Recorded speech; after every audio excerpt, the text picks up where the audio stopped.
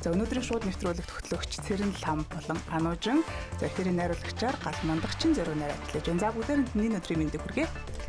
За баярлалаа. Энэ өглөөний мэндийг, энэ өдрийн мэндийг хүргэе. Өглөө алга өглөөний шууд хэлсэн. За өдрийн шуудыг хөтлөختөө тулийн таатай байна. Тэгээс өнөөдөр маш чухал зочинтой өнөөдөр маш сонирхолтой ярилцлагыг өргөжлөн хэлдэг. За бидний урлагаар Улсын хурлын гишүүн нийгмийн эрүүл мэндийн ухааны доктор Саран Чулуун хүрэлцэн ирсэн байна. Танд энэ өдрийн мэндийг хүргэе. Урлагийг хүлээн авч хүрэлцэн ирсэнд баярлалаа. Намайг урсанд баярлалаа. Та нарт амжилт хүсье. Маш их баярлалаа. За 7 дугаар сарын 29-ны өдөр аутизмтай хүүхдийн асран хамгаалагчдын нээлттэй уулзалтыг ингээд амжилттай зохион байгууллаа. Тэгэхээр энэ уулзалтын талаар дэлгэрэнгүй бас аутизмтай хүүхдүүдийн талаар асран хамгаалагчдад тулгамддаг асуудлын талаар бас тэнийг маш сайн одоо санаачлалын ажил зохион байгуулж байгаа мэдж байгааг учраас бас ярилцъя гэдээ өрсөн байгаамаа. Тэгэхээр энэ уулзалтын гол зорилго ач холбогдлын талаар та яриач. За аутизмтай хүүхэд ер нь хөгжлийн бэрхшээлтэй хүүхэд гэхээр нөгөө бид нар хүүхдүүдийн асуудлыг нэгдүгээр тавиад тэгээд эднэрийг хасарч байгаа өсөж байгаа асран хамгаалагчдын талаар бол жоохон хойшно болоод байгаа. Тэгэхээр асран хамгаалагчд өөрсдөө эрүүл сарвал сэтгэл зүйн хувьд хүчтэй хэдэ байж ээж бас хүүхдээ илүү хөгжил хүргэнэ. Тэгэхээр энэ бол угаасаа ингээд шинжлэх ухаан тий. Тэгэхээр бусад орн ч гэсэн яг энийг л ярьдаг. Гэтэл бид нар хөгжлийн бэрхшээл гэдэг нэг ийм том тоогон дотор харааны бэрхшээлтэй хүмүүсийн ч оруулна, сонсохгүй хүмүүсийн ч оруулна, аутизмын ч оруулна, дислексиягаа ч оруулна, унаж татгаж оруулж байгаа. Тэг ингээд бүхлээр нь нэг бодлого юм уу багц юм яриад ахаар тэр дунд зарим хүн амын бүлэг нь бол хорхотоод байгаа юм. Тэгэхээр яг үнэхээр бодлого гаргаж одоо ажлыг хуйлаа хэрэгжүүлээ гэж л байгаа бол тэр төрөлтөнд тухайлсан бид нар уулзалтуудыг хийж тэр нөхцөл байдлын шинжилгээ хийх хэрэгтэй гэсэн. Тэгэхээр тэр утгаараа л өчигдөр тэр inclusive talk гэдээ би нэр өгсөн. Тэр уулзалтыг санаачлаад яг ээж аав нар асран хамгаалагчдаа уулзъя гэсэн чинь угаасаа ер нь бас эрэлт хэрэгцээтэй л байсан юм билээ. Тэгэхээр эхлээд энэ талаараа тэднэрт бодлоо хуваалцах, хоёрдугаарт нь тэднэрт тулгамдж байгаа асуудлуудыг гаргах. За гуравт нь уулзалтанд ирээд гарахдаа нэг тодорхой хорон мөчөд өөрийнхөө нөгөө оюун бодлоо цэгцлэх тийм компашны дасгалууд хийх. Жижигхэн одоо богино хэмжээний терапевтик юмнуудыг бас мэрэгжлийн төвшөнд хийх юм зорилготойсэн. Тэгээ тийм агуулгаар ер нь хийсэн гэсэн үг. Яг бид нар ингээд нэгдсэн нэг нэршил буюу одоо хөгжлийн бэрхшээлтэй иргэд гээд нэг юм дотор оруулчаад байна л та. Тийм ч бас дотроо маш олон зүйл байгаад байна шүү дээ. Энэ дундаа та хамгийн ихэнд inclusive talk-ыг аутизмаар эхэлж байх шиг байна. Тэгэхээр маш дотроо энэ өөрөө маш олон асуудлууд байгаад байна л та. За уулзалт хийж явах үед эцэг эхчүүдээс хамгийн их тулгардаг асуудлууд. За энэ дээр бас ямар гарч шийдлийг хийж өгөөч гэдэг тийм саналууд ирж байна. Өчигдрийн ер нь л уулзалтаас танд одоо сэтгэлд үлдэж байгаа зүйлсүүд юу байв?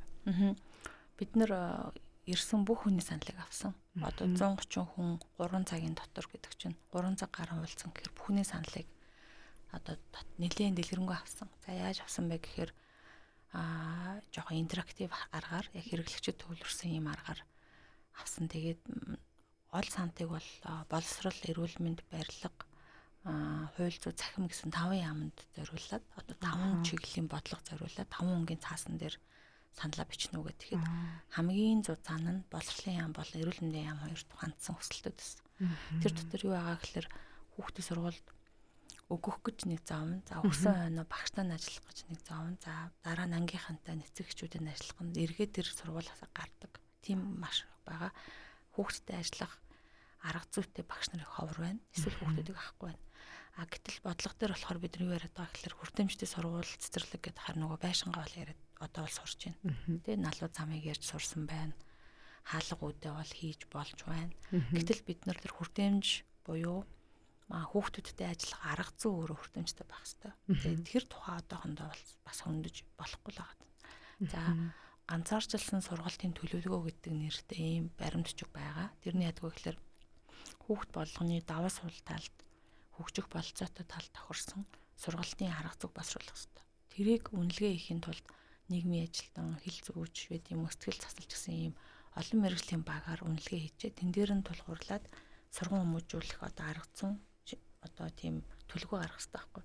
Тэр бол яг тэр зорилготой хүрсэн хэмжээгээр хэрэгжихгүй байна гэдэг ийм асуудлыг бол нэгдүгürt маш их хөндөж байгаа.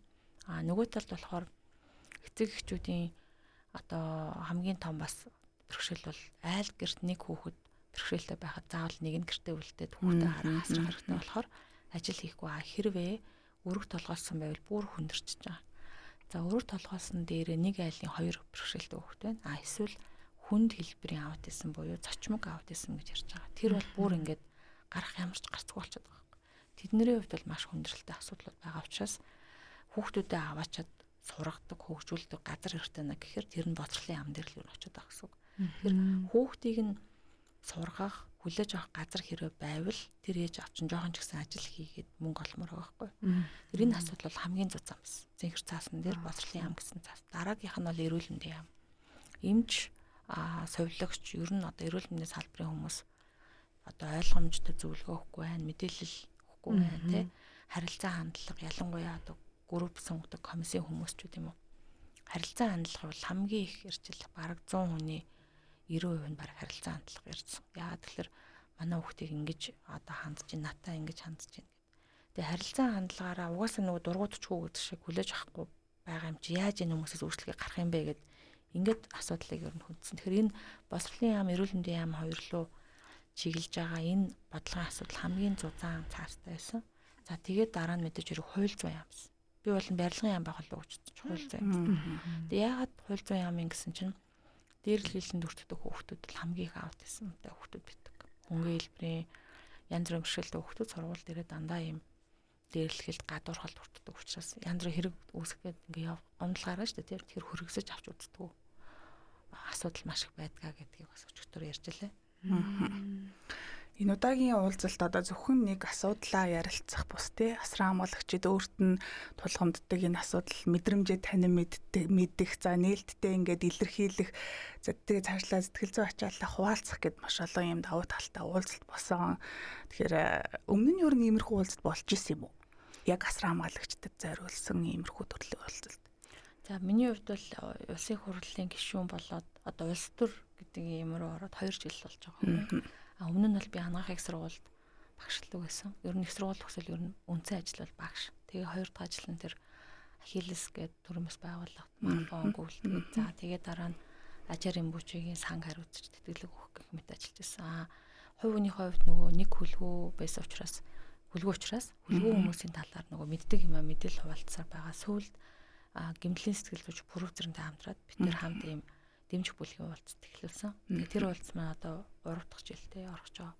Тэн дээр хүлээд хариулсан хүмүүс бас бэрхшээлүүдтэй. Тэгээ уулзаараа маш их юм ярьдаг байхгүй. Хүн бол ингээ яг зөвхөн хүлээд хариулдаг давхар айгу олон юмад хариулсан гэдэг. Тэгээд тэр дэмжих бүлгийн уулзалтын дараа юм чаттай болоод хоорондоо ярилцсан.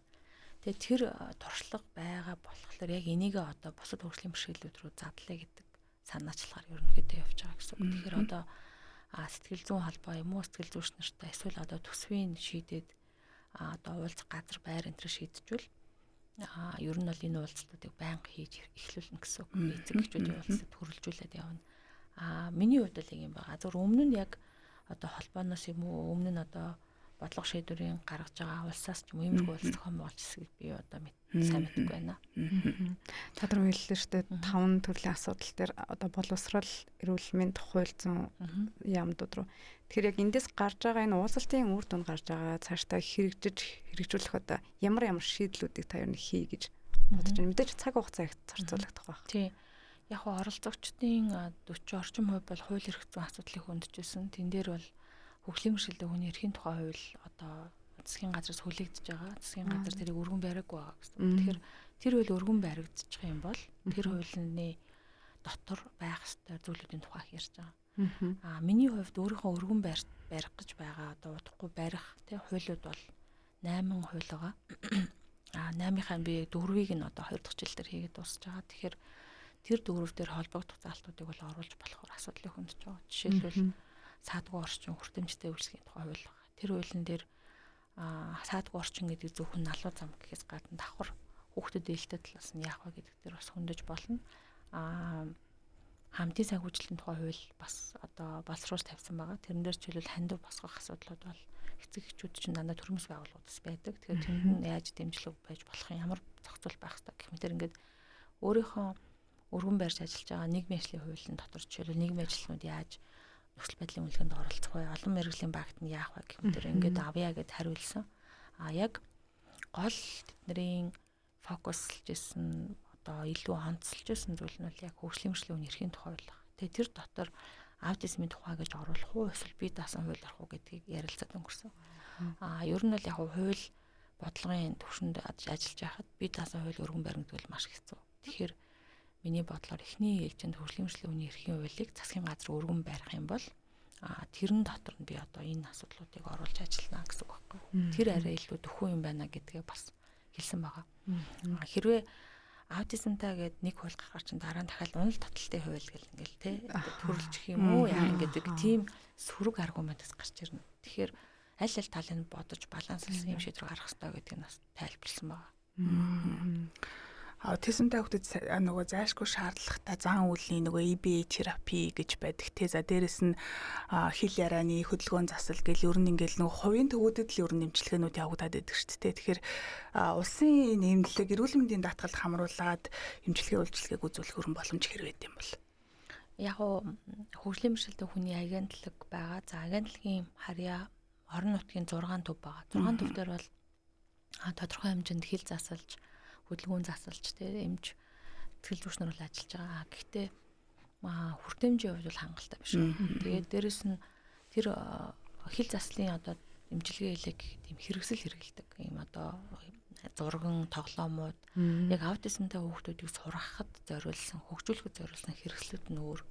Бид нэр ингээд зүгээр л одоо энэ тэндээс аваад явчих юмнууд их зөөхөн. Тэгэхээр тохиргоонуудыг хийх хэрэгтэй байдаг. Тусгай тоглоомууд. Тэгэхээр тиймэрхүү зүйлүүдэр бол манай дээр их дутагдaltaй байгаа. Нөгөө талд манай цэргийн засгийн салбар дотроо энэ чиглэлээр мэрэгжлийн хүмүүс нь зөөхөн байна. Тэгээ байгаа хэдэн мэрэгжлийн хүмүүс нь хувийн төв рүү одоо ажиллаж штэ. Тэгэхээр мөнгө санхүүгийн хувьд боломж одоо шавхаад тийм төвүүд рүү очиж чадчихвэл азтай. Очиж чадахгүй байгаа тохиолдолд бол тэгэл хурж чадахгүй байна. Ер нь бол хүүхэд төрийн эрүүл мэндийн үйлчилгээг үн төлбөргүй авах хэрэгтэй. Харин нийгмийн үйлчилгээ гэдэг зүйл бол одоохондоо хэрэгтэй. Зөвхөн хүүхэд хамгааллын буюу хүчирхийлэл өртсөн тохиолдолд нийгмийн үйлчилгээ буюу хамгаалалт яриад байгаа тийм. Тэрээс бусдаар одоо яг энэ манай бидний яриад байгаа хөгжлийн мэргэжлийн хүүхдүүдэд зориулсан хөгжлийн, нийгмийн дэмжих үйлчилгээ энэ төр бол хараахан бидний бодож байгаа төвшөнд л хүрээгүй. За бүр нэг юм хүнд гэмүү одоо тусламж хэрэгтэй байгаа ийм хүүхдүүд дээр бол эцэг эхчүүд өөрсдөө бараг бор зүрхээрээ гэж болно. Нийлээд ийм дэмжих төвүүд байгуулсан байна. Одоо 11 төв байна Монголд. За 11 төв дотор бол зарим төвүүд нь бол төрөлжсөн байгаа. Бүр хэвтрийн хүнд дээр. Гэтэл тэр төвүүд бол зарим нь өдрөө хөнжүүлэхийн хэмжээнд үйлчлэгээ ерөнхийдөө үзүүлээд давхар хажуугаар нь нэг юм анхан шатны цагаан толгой заадаг ч юм уу явж байгаа тийм. Зарим төвүүд болохоор сургалт явуулж байгаа. Гэхдээ бас л одоо нэг багт жишээлбэл хизээч нөгөө энгийн 20-30 хүүхдэд ажиллах боломжгүй байхгүй. Тэгэхээр ингээд цөөхөн гэхээр бас хуралцахгүй байгаа. Тэгэхээр улс бол юу гэж одоо ярьж байгаа вэ гэхээр засгийн газар боловсролын яам бол одоо байгаа тусгай сургуулиудыг зөвлөг үйлчилгээтэй бүтц рүү болгоод тэгээд тэндээсээ ингээд бусад энгийн сургуулиудад сургуульд явах боломжтой хүүхдүүдээ одоо заах маягаар өрнө явах хэрэгтэй гэдэг ийм зүйл ярьж байгаа. Яг л энэ зардлын хувьд өөр өгөөчтэй мөртлөө одоо байгаа нөөц болцсон байхгүй. Тэгэхээр бид нэр ингээд мөнгөний өгөөд ч бид нарт хүний нөөц хангалттай биш байгаа. Тэгэхээр хүний нөөц ярихаар боловсролын зээлийн сангаар юм уу энэ мэргэжлэр сураад өгөөч, сурвал улс чамд энэ мөнгийг өгөөд чи энэ хүүхдүүдэд ажиллаад өгөөч гэдэг шийдвэрийг тэр ЕБС төгссөн хүүхдүүд хийх хэрэгтэй болчих. Гэтэл залуу хүүхдүүд, жоох хүүхдүүд тэр мэргэжлийг бараг сонгохгүй. Сонгож байгаа хүмүүс нь хийнэ гэхээр нэг бол гэр бүлд нь тийм хүн байсан. Одоо ээж аав нь ч юм уу тийм байна. Гэтэл тэтгэлгүүд дандаа 18 настай нөгөө жоохон залуу хүмүүс өгөөд байна. Энэ хоёрын зөрүүг арилгахын тулд хоёр дахь удаага боцрол эзэмшиж байгаа хүн байж болно гэдэг ангиллыг оруулах хэрэгтэй болчихж байна. Тэр хүмүүсийг бэлдээ гэхэлэр Монголд яг тэрүүгээр заадаг хөтөлбөр зөвхөн ангаахын совилгын сургуульд байх ч гэдэг юм. Ингээд нэг иймэрхүү тогтолцооны хувьд ер нь жоохон хэцүү юм байна л дээ. Гэхдээ яг баг багаар явж л байгаа. Японд гадаадд сураад ирж байгаа хүмүүс бас байгаа. Ангаахад бэлтгэж байгаа хүмүүс байгаа. Харамсалтай нь нөгөө хүмүүс нөгөө цалин хүрэхгүй нөгөө хөтөлмөрийн одоо зэрэглэлийнхөө хувьд эмчч биш, совилогчч биш. Сургууль дээр ажиллахаар багшч биш, сэтгэл зүйч биш. Нэг дундын нөхцөл байхаар карьерийн хувьд жоохон ийм завсар дунд орж ирэхээрээ бас айгу мэргэжил сонголтын дээр сурсан мэргэжлэр ажиллахгүй байгаа асуудал бас байт юм бэл. Би бас энэ дээр яг мэрэгжлийн үрцэн байгаа болохоор асууя гэж бодож байна л да. Ер нь сошиал илүү нээлттэй боллоод эрхийн хэрээр бид нар бас мэдээлэл маш сайн авч байна. Тэгээд сүүлийн жилүүдэд бас аутизмтай тэмцэх өдөр гэдэг өдрүүдээр сошиалар нэлээд сайн мэдээллүүд явж байна. Ер нь сүүлийн 5 жил би өөр дээрээ л ярьж байгаа шүү. Сүүлийн 5 жилийн хугацаанд бас яг энэ мэдээллийг бид нар түгээгээд л байна л та. Гэхдээ эндээс нэг асуулт гарч ирээд байгаа. Яагаад ингэж их олшроод байгаа юм бэ? Яг энэ өвчин яагаад тэг юунаас болоод байгаа гэдэг нь одоо хүртэл бас тогтоогдоогүй байгаа л гэдэг байгаа тий. Тэгэхээр энийг та бас юу гэж харж байгаа вэ? Яг уу статистик судлаач талаас нь бол эн чинь нөгөө онцлогоо сайжирч байгаа гэсэн үг. Илрүүлэг хийж байгаа манайх илрүүлэг ордос байхгүй биш байсан. Одоо бүр сайжруулж байгаа тий. Статистик талаасаа илрүүлгийн процесс сайжраад ирэхээр угаасаа тархал нэмэгддэг. Тэр бол угаасаа эпидемиолог тархарсан угаасаа хууль. За нийгмийн одоо сэтгэл зүй талаасаа бол бид нөгөө энийг өмнө нь одоо нөгөө мэдтгүүтэй ер нь энэ ямар сонин хүн бэ гэж зарим хүмүүс ойлгодгүй шүү дээ. Гэтэл тэр хүмүүс магадгүй хөнгөн хэлбэрийн юм байсан байж магадгүй. Эсвэл одоо ангаах ухаан талаасаа бол айгүй нарийнсж юм л та юм. Одоо ингэ төрөлжиж шүү дээ. Зарим зөвхөн энэ одоо биеийн зөвхөн нэг нүүр ам судлалын хичээлийг судалдаг ангаах ухаан гэхэд л бараг 260 кредит хичээл үзэж байна. Зөвхөн нүүр ам гэхэд л те. Гэтэл ерөнхий эмчийн хичээл болохоор бараг 240 кредит байдаг ч юм. Тэгэхээр шинжлэх ухаан их нарийнс тусмаа илүү гүнзгийрээд байгаатай адилхан хөгжлийн бэрхшээлийн ийм суралцсан бэрхшээлийн төрлүүдийг олширч байгаа. Энэ нь зүгээр ингээнээр бол хүмүүнд байсан зүйлийг бид нэр наривчлаад ялгаад ангилаад байгаатай бас холбоотойч магадгүй. Одоо нөгөө талаас социологи талаасаа бол нийгмийн хэм хэмжээ байхгүй юу? Нийгмийн хэм хэмжээг бид нар нэг юм тогтоогоод байна шүү дээ. Нийгэм өөрөө ийм байх хэвээр, ийм байвал зүгээр гэл те. Тэгэхээр тэр хэм хэмжээнээс ингээд зарим нэг юмыг өөрөөр хийх гэхээр тэрийг жишээлбэл бид нар заримдаа энэ нэг төрлийн бэрхшээл юм биш үү гэж хараад магадгүй тий. Гэсэн ийм тайлбарууд бас социолог, сэтгэл судлал, ангаах, статистик талаасаа байдаг юм билээ л дээ. Тэгэхээр би бол энэ бүх тайлбарыг л одоо тайлбарлаж харж байгаа. Бүр одоо бурхны талаасаа хүртэл ярьж байгаа хүмүүс те. Энэ бол ингээд юу ах уу одоо карма ах уу те. Буйнаар ирсэн намайг өөрчлөх гэж ирсэн бах уу гэдэг ээж аав нар. Намайг өөрчилж ингээд засаж манай гэр бүлийг өөрчлөх гэж ирсэн хүүхэд байх гэж боддог байхад өөрөөр боддог ч юм байна. Ер нь л өчтөр ирсэн ээжүүд аавууд бол дандаа л хүүхэдтэй хайртай тийм манай гэрт ирсэн онцгой нэг хүүхэд энэ хүүхэд ирээд бид нэр ингээд гэр бүлд маань нэг юм анхаарал халамж гэдэг юмыг анхаарч эхэлсэн гэл тийм. Гэх мэтэр ийм олон тайлбарлал байна л да. Тэгэхээр мэдээж бид нар хамгийн шинжлэх ухаанд ойрын аваад үзэх юм бол ангаах ухааны салбар онцлогоонууд нарийсж байна. Хоёрдугаар Монголд оншилж эхэлж байна. За нөгөө талдаа байгаль орчин талаасаа бас тэгж тайлбарладаг. Ер нь хүмүүс байгаль дэлтэй биш болоод байгаа учраас энэ хүүхдүүдийг төрүүлж байна. Энэ хүүхдүүд ч өөрсдөө зарим мах иддэггүй, цагаан болтой. Тэгээ энэ хүүхдүүдэд ямар ч хонол байхгүй. Яг ингээд хийн гэсэн юм аа л хийдэг. Тэгээ байгаль орчинд хайртай, амьтанд хайртай байхгүй. Тийм учраас бүр морин эмчилгээ гэж хүртэл байдаг. Одоо эмчилгээнүүд байдаг. Амьтантай ойрхон байхаар тэр хүүхдүүдийн зарим зочмог симптомууд буурдаг энэ судалгаанууд байна. Тэгэхээр иймэрхүү байгаль дэлхийн одоо хүн төрөлхтний бас нэг юм хөвслийн юм байж болно гэсэн тайлбарс байна. Тэгээд аутизмтай хүүхдүүдэд гадаадд байдаг нийгмийн терапианууд дотор морин эмчилгээ бас байдаг. Тийм тэрийг бас бид нар удахгүй туршиж үзэж байгаа. Бас хөгжмийн хөгжим засал байна. Тийм. Тэгэхээр яг ингээд аутистик хүүхдүүдтэй ингээд харилцаад яг ойрхон байх юм бол тэд нэр үргэлж юмыг зүгээр л зөв зэгцтэй байх тийм.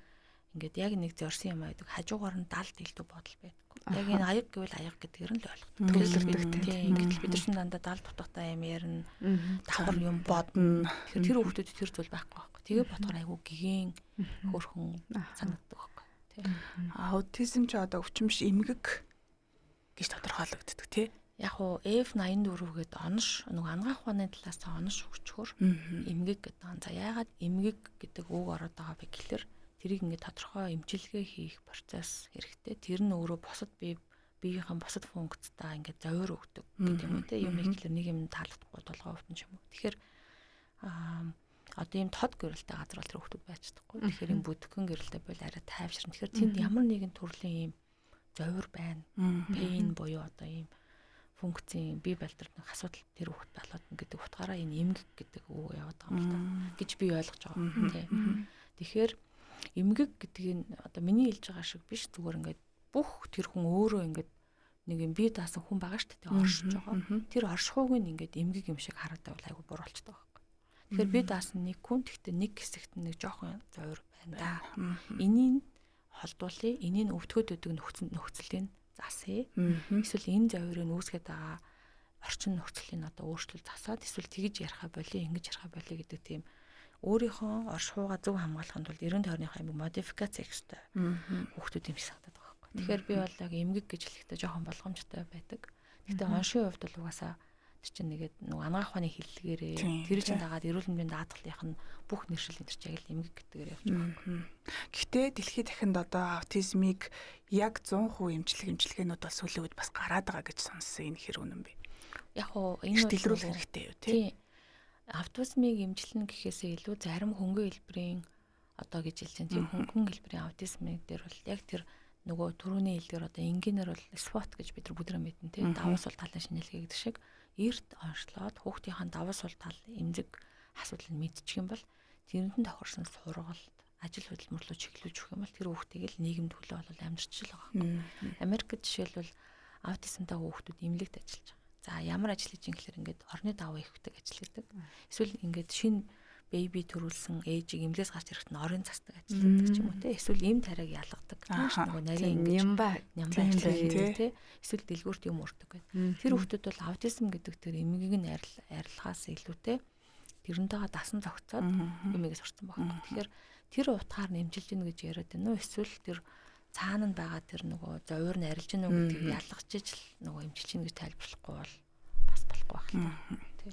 Танин мэдэх одоо энэ эцэг эхчүүд нөгөө эрт илрүүлэх гэдэг бас асуудал байна л да тий мэдлэгтэй байх яг ямар шинж тэмдэг үйл хөдлөл хийвэл манай хүүхэд аутизмтэй юм бэ гэдгийг мэдэх юм бас нөгөө мэдлэгтэй байх гэдэг чухал байна л да. Тэгээ энэ тал дээр ер нь манай эцэг эхчүүд хэр мэдээлэл мэдлэгтэй байна. Манай ээж аав нар одоо жишээлбэл зарим хүмүүс хүүхдээ 5 настай ахт нь олж мэдчихээн. 7 настай ахт нь олж мэдчихээн те.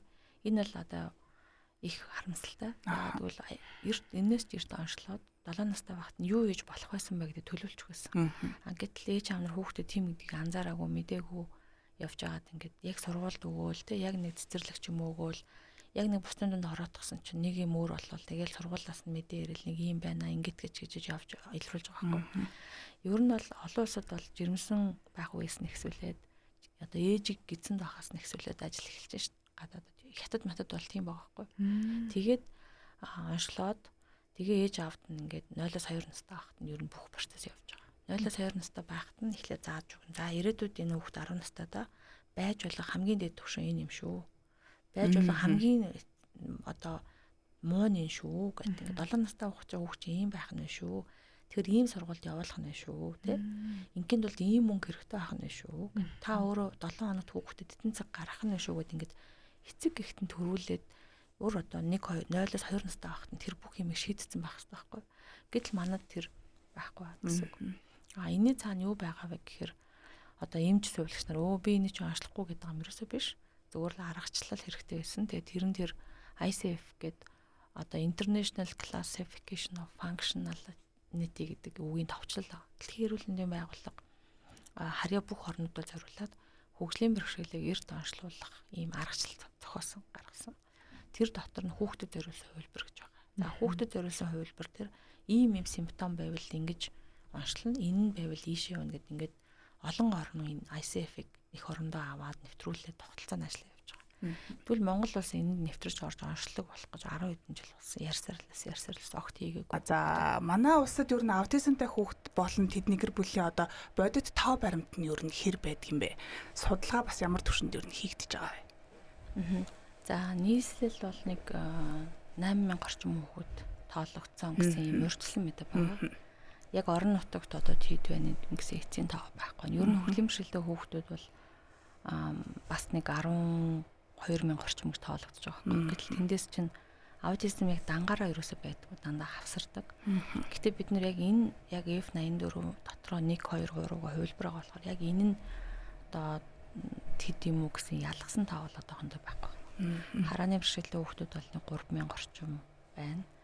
За саажилт гэхээр бас л дагнсан биш, дандаа хосолсон, хавсарсан байгаа. Тэгэхээр яг тоолж чадж байгаа хүүхдүүд маань бол нэг 13,000 хавцаа юм уу гэсэн юм тав. Та түрүү ярьлаа л да олон улсад одоо эрт илрүүлгийг ер нь бол маш олон жилийн өмнөөс хийгээд эхлээд одоо бүр гизэн хилээд байхаас нь эхлээд эцэгчүүдэд ингээ мэдээллүүд нөгөө явдгаа гэж байна. Тэгэхээр манайх бас 1 сарын өмнө яг энэ тоног төхөөрөмж нь орж ирсэн гэсэн үү? Энэ яриагаа үргэлжлүүлвэл.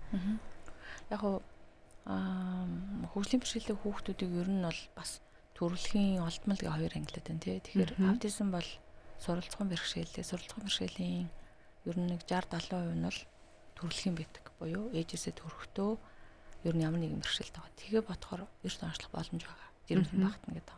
Тэгэнгүүт манай дээр одоо тэр саажилт болон одоо төрөх үеийн гэмтлээс үүдээд бас ийм сүүлд илэрлээ гэдэг ч юм уу нэг юм асуудал байгаа. Тэгэхээр энийг нэг нарийн би сайн мэдэхгүй байна. Гэхдээ сая бол өнгөрсөн жил бид нөгөө хөгжлийн бэрхшээл ба улсын төсөв гэдэг нэг хилцүүлэг хийсэн.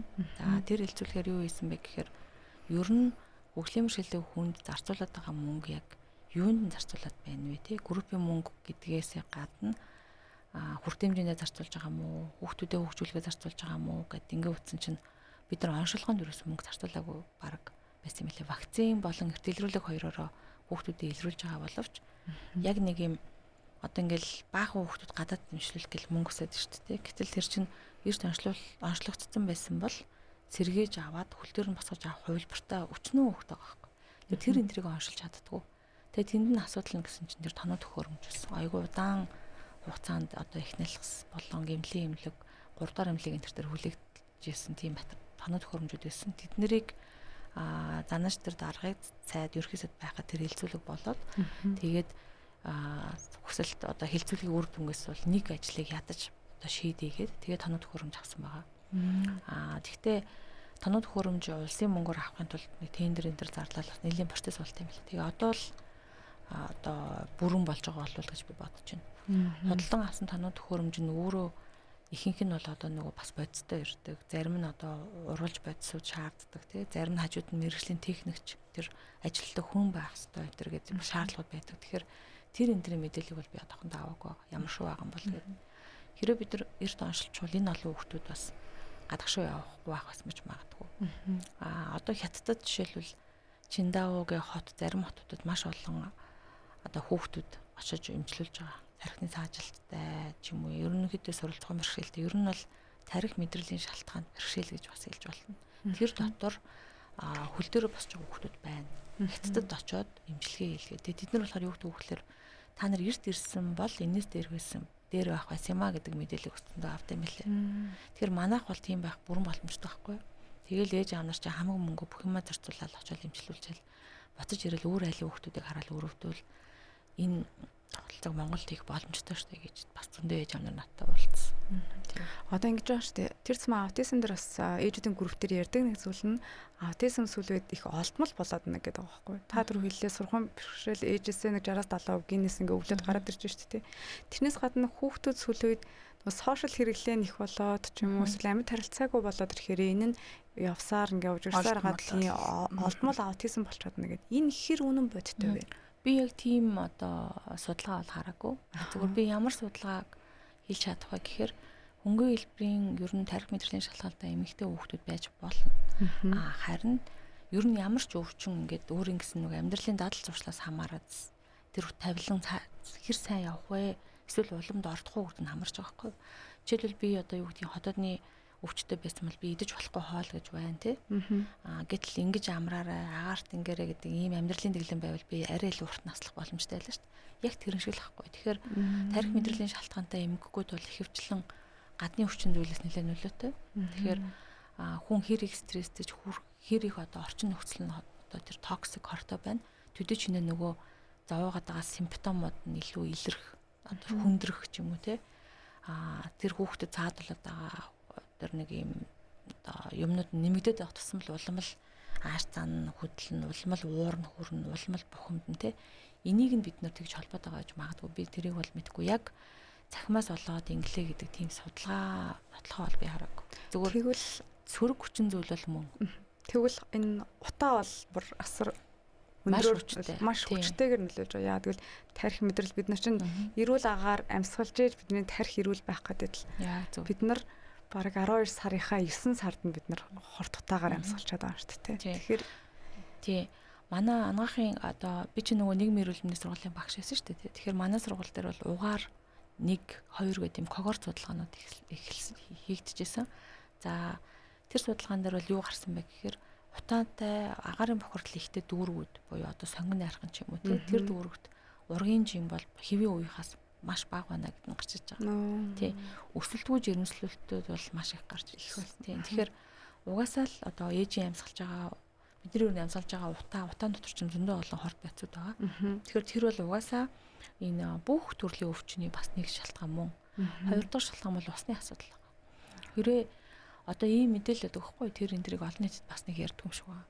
Дэлхийн одоо эрүүл мэндийн байгууллагын нэг юм стандарт байна л да. Одоо 1 куб метрт нэг тэдэн ширхэг ийм усны одоо бохирдол юм уу байна гэдэг. Тэр нэг юм дээд байж болох хамгийн бохирдолтой хэмжээ нь одоо юу гэдгийг 20 ч юм уу байлаа гэж бодоход манайх бол бүр ингээд 100 муу болсон. Амар өндөр. Тэгэхээр бид нар ер нь усан дээр хөрс усан дээр бас ерөнхийдөө анхаарч явахгүй бол энэ хөгжлийн бэрхшээл тэгэл хорт хавдар бүх өвчнөд шууд нөлөөтэй байлаа. Тэгэхээр би яг нөгөө орчин ахуйн чиглэлийн бүр нарийн эксперт биш учраас мэдэхгүй. Гэхдээ энэтэй хамааралтай маш их судалгаа хийдэг.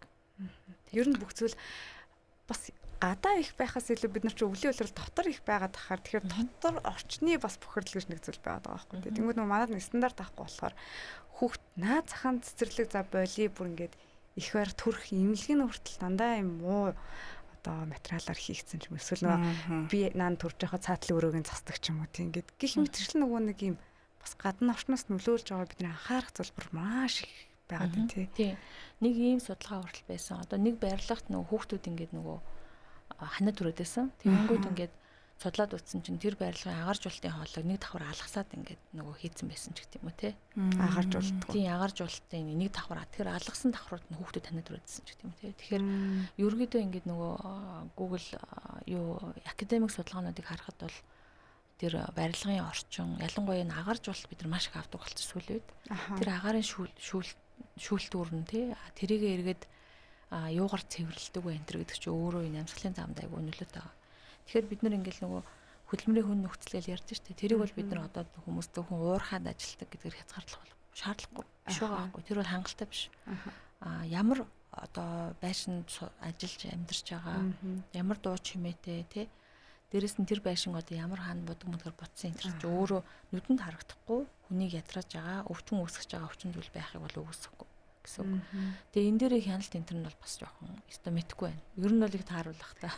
Ер нь бах уу. Тэгэхээр энэ бидний нөгөө нэг нүүдэлчин байсан арт түмэн ингээд суурьшлын болоод тэ ингээд хотчлолттой бол шууд холбоотой л юм аутизм, дауны гэл тэ иймэрхүү эмгэгүүд байгаа.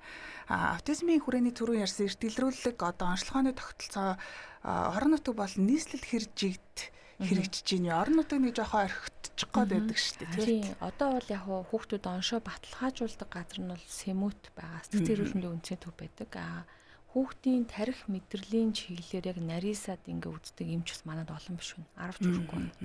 Эхнэлхс дээр 2 илүү 3 эмч байгаа. За Сэмүтээр бас 2 илүү 3 эмч багс. Яна тийм. Зөвхөн тийм. Тэгэхээр тэнд нэг оншийн баталгаа гэдэг юм бол Сэмүтээр явдаг. Гэтэл Сэмүтэд хүүхдээ онцлуулаханд бол хөдөө байгаа хүмүүс ч хотод ирээд нэг хамаатнуудаа ондог ч эсвэл нэг буудалд ондог ч нэг процесс болох гэж тийм. Энэ бол өөр нэлээд төвөгтэй.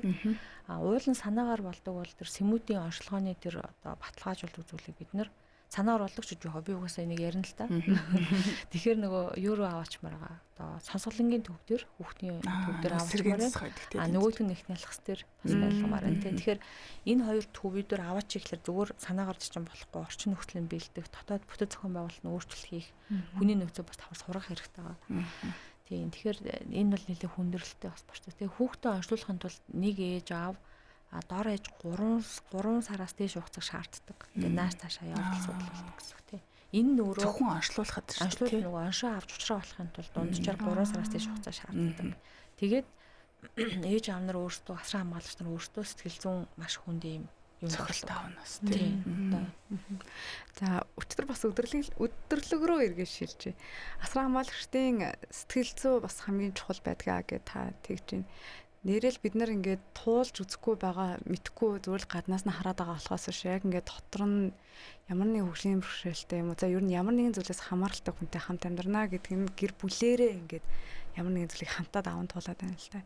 Ер нь өчтөр өдөрлөг дээр эцэг эхчүүд ер нь хүмүүсийн хувьд ямар сэтгэгдэлтэй байна. Яг ийм үйл ажиллагаанд зарим нь анх удаа зарим бүр хөдөө орон нутгаас урд зорж чадсан байсан шүү дээ. Тийм нэг хөрхөн яг уу ер нь бол нөгөө нэг аутизмын онш сонсох тий эсвэл одоо хор тавдрын онш сонсох ч юм уу ер нь л адилхан. Одоо энгийнээр бол юугаар адилхан гэхээр тэд нар бол өөрийнх нь амьдрал бодсноор биш юм байна гэдгийг л хүн ер нь ойлгож байгаа гэсэн. За ингээд сонсонгууд хэрэг гэр бүл дотор 3 хүн байсан бол 3 өөр сэтгэл зүйн үе шатыг туулдаг. Сэтгэл зүйн үе шатыг туулахдаа байж болох хамгийн дээд оргил нь хүлэн зөвшөөрөх гэдэг. Тэ за хүүхэд бол өөрөө мэдхгүй жоохон байхад тэр ээж аваа хоёр нь ах чинь ч юм уу тэ ялангуяа ээж аваа хоёр. За байж болох хамгийн дээд үе шат буюу тэр хүлэн зөвшөөрнө гэдэг нь тэр зүйлийн тухай ярихдаа сэтгэл нь ингээд өвдөхгүй тэ би ингэсэн юм дараа нь би энэ үед энийг яахаа мэднэ гэдэг тийм шийдвэрээ гаргаад тэрийгэ тайван шийдсэн байхгүй бол ер нь хүлэн зөвшөөрөхгүй шат. Одоо шилбэл хавдраар би ер нь ингээд явчихжээ. Тэгтээ одоо бол байгаа хугацаанд би юм хийнэ гэж шийдсэн мэлэж хүлэн зөвшөөрч байгаа. Гэтэл тэр хүлэн зөвшөөрөх хүртэл хүмүүс өмнө нь бол дахиад 4 үе шатыг туулдаг гэж үздэг байхгүй. Тэр нь болохоор эхлээд ууралдаг. Тэгээд өгөөсөгдөг. Эхлээд өгөөсөгдөг. Тэгээд дараа нь ууралдаг. Одоо бүх юмыг буруутан хайж ууралдаг. За дараа нь эрэл хайгуул хайдаг. Ингээд тэр жил ам дээр очие. Ингээд эрэл хайгуул хайдаг. Тэгээд энэ 3 уурлаад өгөөсгээд тусламж хайх буюу ийм 3 ишдийн дараа готролд ордог. Сэтгэл зүйн одоо бүр ингээд готраад ямар ч юм сонирхолгүй бол. Тэгээд сүүлд нь хэрвээ чадвал тий одоо аз байвал хүлэн зөвшөөрөх процесс руу ордог. Тэгэхээр бүх ээж аав нарыг уул нь бол энэ шат руу явуулахын тулд эхлээд аль үе шатн дээр тодорхойлох хэрэгтэй байна. Тэгэхээр зарим ээж аав нар бол өгөөсгч гэдэг. Үгүй манай хүүхд тийм биш гэж нуугаад хүлэн зөвшөөрөхгүй яваад байдаг байхгүй. Зарим ээж аав болохоор нөгөө ууралдаг шатн дээр байдаг. Энэ ингээд утаа буруу, тэр 126 буруу тий. Эсвэл манай тэр нөхрийн аав нарх удаг байсан тэрний нүгэл гэдэг ингээд. За эсвэл зарим ээж аав нар болохоор нөгөө тусламж чаддаг үе дээр явдаг. Тийм буян хийгээд үзээ, ийм юм хийгээд үзчихвэл би ямар одоо юу юм бол гэдэг нэг юм сайн юм хийх ёстой мó гэдэг ингээд. Тэгээ энэ үе шатн дээрээ хүн болгон өөр өөр гэдэг. Ээж нь нэг өөр өөр шатн дээр, аав нэг өөр өөр шатн дээр ингээд байгаа. Тэгэхээр энэ сэтгэл зүйн асран хамгаалагчийн сэтгэл зүйд ийм байгаа хүмүүст үе дээр нь бид нар бодлого ярих. Ийм байгаа үе дээр бид нар хууль муулийн юм яриад ер нь бол орохгүй шүү дээ. Одоо юу тэр мантай байж болох вэ? Тэгэхээр эхлээд тэр хүмүүсийн сэтгэл санааны ер нь ихэнх нь бол ямар байна гэхэлэр хүлэн зөвшөөрсөн хүмүүс ер нь голдуу иймэрхүү юмд бараг одоо ирж байгаа ч гэж магадгүй. Одоо учрын байдлаар харахад бол би бол ингээд тэгтээ тэрийг юугаар нотолж байна гэхэлэр миний хувьд нэг 2 жилийн өмнө судалгаа хийсэн. Эцэг одоо хөгжлийн бэрхшээлтэй хүүхэдтэй тэр дундаа тарих мэдрэлийн шалтгаантай хүүхэдтэй гэр бүлийн амьдралын чанарыг судалгаа хийсэн. Одоо тэр судалгаар бид нар олон улсын өгүүл гаргах гэж ажиллаж байгаа. Тэндээс зөвхөн аутизмтай хүүхдүүдийн датаг ялгаж аваад үзэхэд асран хамгаалагчийн нас нэмэгдэх тусам амьдралын туршлага буюу сэтгэл зүйн тайван байдал нэмэгдэжсэн. Өөрөөр хэлбэл нөгөө олон жил болоод тэрхэр хүлэн зөвшөөрөх шат руугаа ойртож байгаа учраас бусдандаа туслаад дэмжээ. Ер нь юм байт юм дөө гэдэг ингээд ирж байгаа хүмүүс их байсан. Тэгэхээр угаасаа энэ бол онлайн талаас ч гэсэн үндэслэлтэй. Тэгэхээр шинээр онцлогдсон ээж аауд тэр юу яах ёстой гэхээр хүүхэд нь онцлогдлол бол шууд хүүхдээ нэг газар эмээ өвдөж харуулж агаад өөртөө гялс одоо рефреш хийх ёстой. Би яг ямар хүүхэдтэй болчихвоо те би одоо ээж хүний хувьд би яах ёстой вэ? Амьдралаа яах ёстой вэ гэдэг тэгж хоорондоо ярилцаж ойлголцоогоос болоод зарим аавууд нь ч юм уу ээжүүд нь хүлээн зөвшөөрөхөөс болоод гэр бүл салт үүсдэг. Тэгээд манай судалгаан дээр жишээлбэл яг хоо бэрхшээлээс хамаарат янз янз байгаа. Ер нь бол өргөдөлгөөлсөн ээжүүдийн хувьд бол эцэг эхчүүдийн хувьд бол маш их одоо сэтгэл зүйн юм готролтой асуудалтай байгаа. Тэгэхээр бид нар сэтгэл готорсон хүнтэй бид нар ер нь юу ярих вэ те? Тэгэхээр эхлээд тэр хүнээс сэтгэл готрлоо чиглэх хэрэгтэй байхгүй. Тэгэхээр бид нар аутизмтай хүүхэдтэй ер нь мэдрэлийн шалгаантай ийм бэрхшээлтэй хүүхэдтэй ажиллая л гэж байгаа л бид нар эхлээд асран хамгаалагчтай ажиллах хэрэгтэй байхгүй. Төрийн бодлого ч гэсэн тэгж явах хэрэгтэй. Нөгөө талаасаа бид нар ингээл хүнд бэрхшээлийг нэг хэвтэрт байгаа хүн гэж бодоод байдаг байхгүй юу? Харахад биенийх нь тал нь багч ч юм уу хүнийг хүнд гэж бид нар боддог.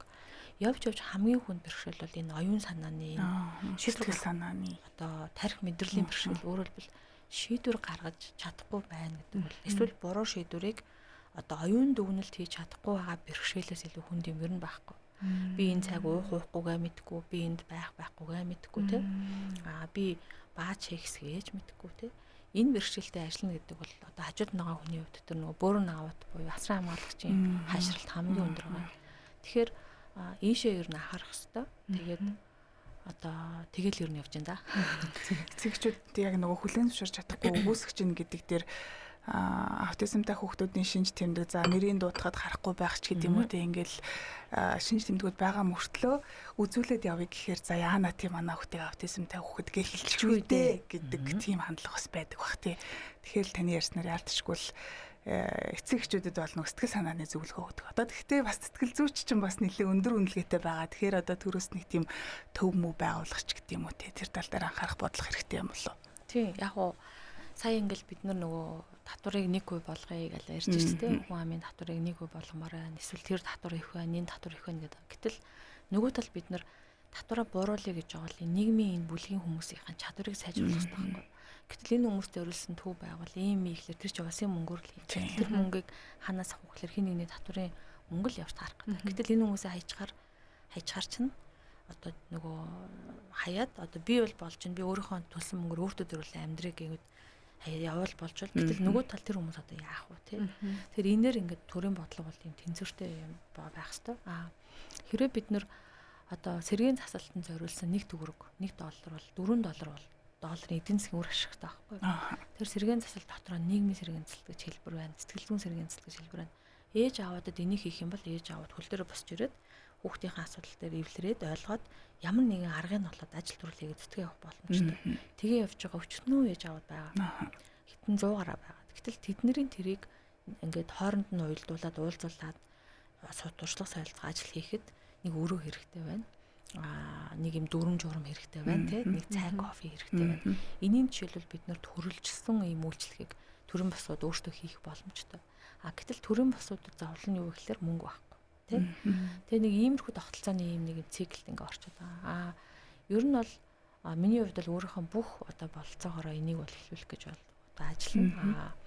Дэмжих бүлгийг бол докторчулна. Нөгөө талдаа тэхийн тулд одоо би чинь зөвхөн үйл ажиллагаа хийгээд байдаг ингээд гэс гадна хуулийн дээр нь ажиллаж байна. Тэгэхээр сэтгэл зүйн тусламж үйлчилгээний тухай хуулийн дээр бас санаачлагаар ажиллаж байгаа. Тэгэхээр тэр дотроо сэтгэл зүйн тусламж үйлчилгээг төрөөс яаж дэмжих тухайг нь оруулж өгөх юм бол тэд нэр өөрөө эргээд нөх хуульчид пробоно үйлчилгээ гэдэг шиг сэтгэл зүйчүүд бас тийм их бүрэн болцоотой болох байхгүй. Тэгэхгүй бол эн чинь өөрөө яг жинхэнэ сэтгэл зүйн үйлчилгээ зөвлөгөөч нэг 2 цаг гарan ингээл бас хасгартал уйлал гарахад нэг 300 мянга төгрөг шүү дээ. Тий. Тэгэхээр бүх ээж аав нар тэгж чадахгүй. Тэр чинь бол тэдний 1 сарын асаргааны мөнгө байхгүй юу? Тий. Та өөрөө яг болгоон төвшөнд одоо маш олон ажлыг хийхэд зорж байгаа. Дээрэс нь олон жил бас яг энэ мэргэжлэр нь өөрөө суугаад боловсроод хөгжлийн бэрхшээлтэй эдийн төлөө, эрхийн төлөө ингээд дуурж ажиллаж байгаа хүний хувьд энгийн иргэдэд бас та яг юу гэж хэлмээр санагддаг вэ? Тийм яг би ч нь бол өөрөө нэг хүлгүү амьдарч байгаа шүү дээ. Нэг хүлгүү. Гэхдээ хүмүүс болохоор яг намайг хүүхэд байхад бол хүмүүс ингэдэг гэсэн. Энэ хүлгүү юм чинь одоо тэнэглэж таараа гэдэг шиг те ингээл юм ээж чадахгүй гэдэг. Тэр бол одоо цөөлөдөл гайг болсон. Гэхдээ цаажалттай хүүхдүүд бол маш гоо цухантай хүүхдүүд зөндөө байдаг. Хүн дэлбэрийн янз бүр те. Гэтэл тэднийг бол бас тэгж хардаг хэвээрээ байгаа юм байна те.